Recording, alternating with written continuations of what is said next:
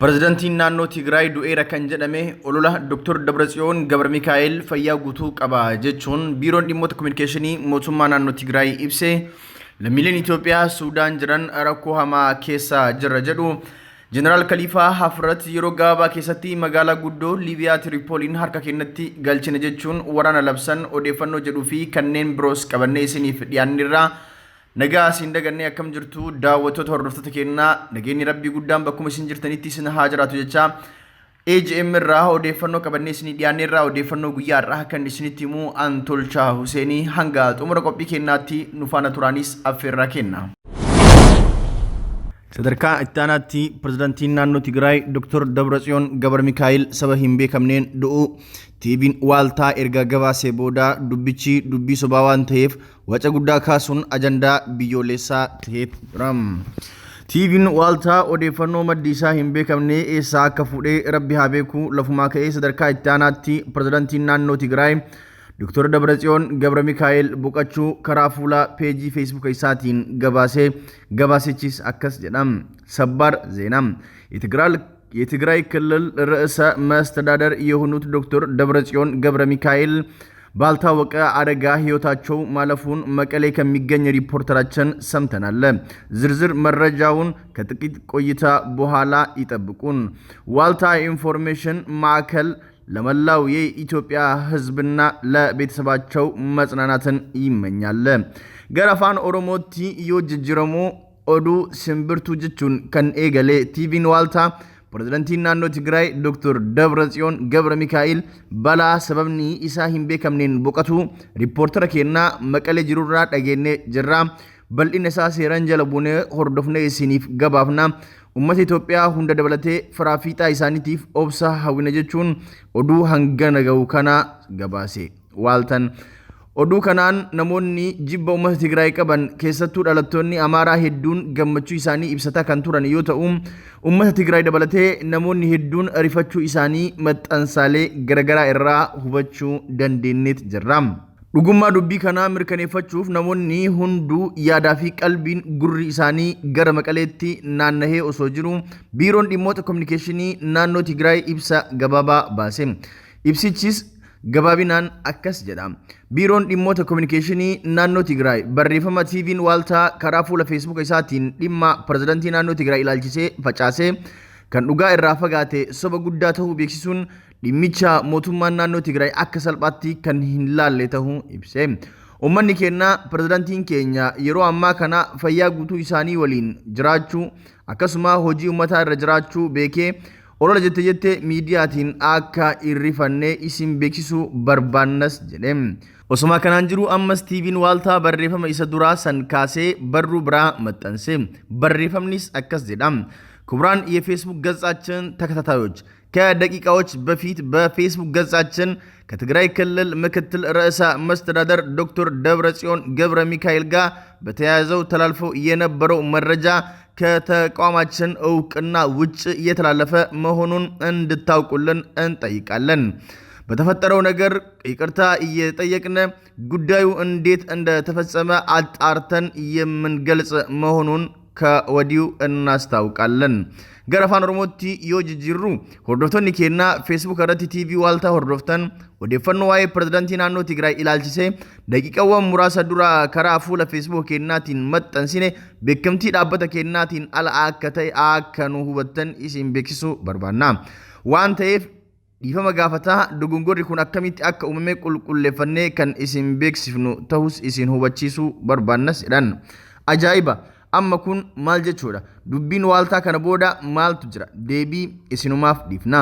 Egaan hordoftotaa fi daawwattoota keenyaa odeeffannoo biiroo dhimmoota kominikeeshinii naannoo Tigraay olitti akkuma dubbifne pirezidaantiin naannoo Tigraay Dr. Dabratsiyoon Gabramikaa'el nagaa guutuu qabaachuu fi dubbiin waaltaa kijjiba ta'uu kan agarsiisudha. Lammiileen Itoophiyaa Suudaan keessatti rakkoo guddaaf saaxilamaa jiru. Maqaa seera haarawaa jedhuun kan Suudaan akka haarawaatti baafatteen wal qabatee lammiileen Itoophiyaa fi Afrikaanota Suudaan keessa jiraatan irra rakkoon jabaan gahaa jiraachuu maddeen keenya Suudaan irraa nutti himanii jiru. Rakkoolee lammiilee kanneen irra gahaa jiru keessa muraasni poolisoota biyyattiitiin qabamanii mallaqa saamamuu, tumamuu, hidhamuu, dubartoonni gudeedamuu yoo ta'u miidhaan kanaa oliitiis nurra gahaa jira jechuun namoonni Sudaan magaalaa Kaartum irraa yaada isaanii EJM'if kennaniiti jiru. Yeroo rakkoon kun hundi torbaannan lamaan darban uummata keenyarra gahaa jiru qaamni mootummaa Itoophiyaa nagaa lammiilee isaa eegsifachuuf gama imbaasiitiin wanti isaan gochuuf yaalan hin turre. Hinumaa imbaasiin Itoophiyaa Sudaan jiru haala rakkisaa kana keessatti namoonni kitaaba madda marii hin binne Itoophiyaa miti dhimmi isaa nuun hin ilaalu jechuun kitaaba tokkicha qarshii Sudaan hanga 700tti nutti gurguraa turan jechuun lammiileen Itoophiyaa Sudaan jiran jidduu nuuf himaniiti jiru. Odeeffannoon gama imbaasii Itoophiyaa Sudaan jiru irraa arganneen immoo guyyaa kaleessaa ambaasaddar Shifarraaw muummee ministeera Sudaan Abdallaa Hamdook waliin mari'atan. Sudaanitti ambaasaddar Itoophiyaa Shifarraa Jaarsoon muummee ministeera mootummaa ce'umsa Sudaan Abdallaa Hamdook waliin mari'atan. Ambaasaddar Shifarraan haala jireenya lammiilee Itoophiyaa Sudaan jiraatanii fi hariiroo biyyoota lamaanii irratti muummee ministeerichaa waliin mari'atanii jiru. Hariiroon dinagdee fayyadama buufata misooma daandii baaburaa fi bu'uuraalee misoomaa irrattis mari'atanii jiru. Gama biraatiin nageenya naannoo fi hariiroo biyyoota ollaa irrattis xiyyeeffataniiru. Sudaan lammiilee biyyoota alaa hojiilee daldala irratti akka hin bobbaane seera eega baasteen booda lammiilee Itoophiyaa biyyattii jiraatan dabalatee lammiilee biyyoota biroo hidhamaa fi dararamaa jiru. Adabbiin ka'amaa ulfaataa ta'uu fi hariiroon baroota ilaalcha keessa galchuun akka ilaalamu ambaasaddarichi gaafatanii jiru. Muummeen ministeera Abdallaa Hamdook gama isaaniitiin Itoophiyaa fi Sudaan hariiroo gaarii barootaa kan qaban ta'uu ibsuun seerri ba'ee Itoophiyaanota kan hin ilaalanne ta'uu beeksanii jiru. Hidhaa fi dararaan akka dhaabbatu qondaaltota mootummaa dhimmi isaan ilaallatu waliinis kan mari'atan ta'uu eeraniiti jiru. Deeggartoonni misoomaa Itoophiyaaf deeggarsa doolaara Ameerikaa biliyoona 3 gumaachuuf waadaa galan. Deeggartoonni misooma fooyya'insa dinagdee biyya keessaaf kan oolu doolaara Ameerikaa biliyoona 3 gumaachuuf waadaa seenanii jiru. Muummeen ministeera Itoophiyaa Dr. Abiy Ahmed fuula Facebook isaaniin akka ibsanitti deeggarsichi dhimmoota sadiif jechuunis maakiroo ikonoomii fi caaseeffamaa fi fooyya'insa seektarootaaf kan oolu ta'as jedhan. Deeggarsi kunis kan baankiin addunyaa nu deeggaree doolaara Ameerikaa biliyoona 3 fi kan dhaabbata mallaqa idil addunyaa doolaara Ameerikaa biliyoona 2.9 in dabalatus jedhan.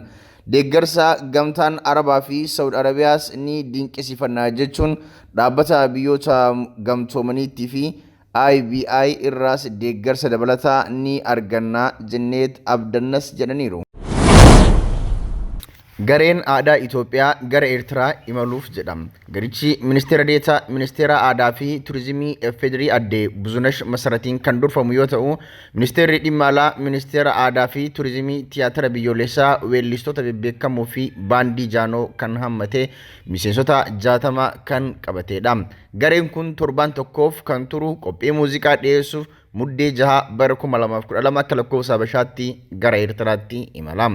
Garichi gara Eertiraa imaluun kan danda'e waliigaltee nageenya Itoophiyaa fi Eertiraa gidduutti uumameen kan wal qabate yoo ta'u, hariiroo uummata lamaanii caalmaatti cimsuu kan danda'uudhas jedhame.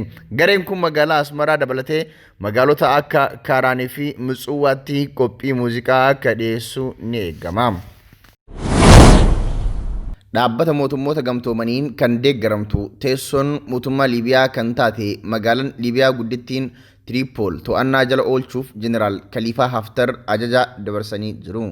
Jeneraal Khaliifaa Haftar mootummaa dhaabbata mootummoota gamtoomaniin deeggaramuu kana baasuun magaalaa guddoo Tripoliin to'achuuf yeroo nuti qisaasessinu hin jirus jedhan. Itti dabaluunis Jeneraal Khaliifaan magaalaa guddoo Liibiyaa Tripoliin bilisa baasuuf waraana cimaa gaggeessu qophii xumuruu isaanii beeksisanii jiru. Jeneraal Khaliifaan kan haa jedhan malee gama loltoota isaaniin mormiin isaan mudachuu akka hin hafne himamaa jira. Hanga ammaatti naannichatti sochiin waraanaa jiraachuu wanti agarsiisu hin jiru jechuun Aljazeeratu gabaase. Filannoo guyyaa kaleessaa Biriiteenitti gaggeeffameen paartiin koonzarveetiif injifate. Filannoo miseensota paarlamaa ariifachiisaa kaleessa gaggeeffame kanaan paartiin muummicha ministeeraa Booris Joonsan kan biyyattii bulchaa jiru teessoowwan 360 argachuun sagalee caalmaa ta'een injifate. paartiin Laaboor ammoo barcuma paarlamaa 203 qofa argate. Paartiin Konzerveetiif filannoo injifachuu isaa hordofuun muummicha ministeeraa Boris Johnson Biriteen hanga Joonarii 30 bara 2020tti gamtaa Awurooppaa keessaa kan baatu ta'uu beeksise. Haaluma kanaan Mr. Johnson kaabinee mootummaa biyyattii haarayaatti hundeessuuf sochii kan jalqabe ta'uu odeeffannoon ni addeessa. Gama biraatiin ammoo paartiin Laaboor yeroo kamiyyuu caalaa morkataa cimaa tahee dhihaachuun isaa bal'inaan kan ibsamaa ture yoo ta'u bara 1935 asitti yeroo jalqabaatiif sagalee xiqqaa argate.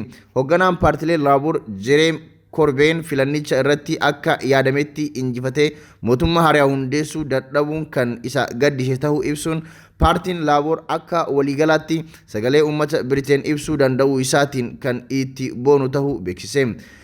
Mr. Kerboon kana booda aangoo hooggansa paartichaatis nama birootiif gadi lakkisuuf qophii ta'ullee ibsan.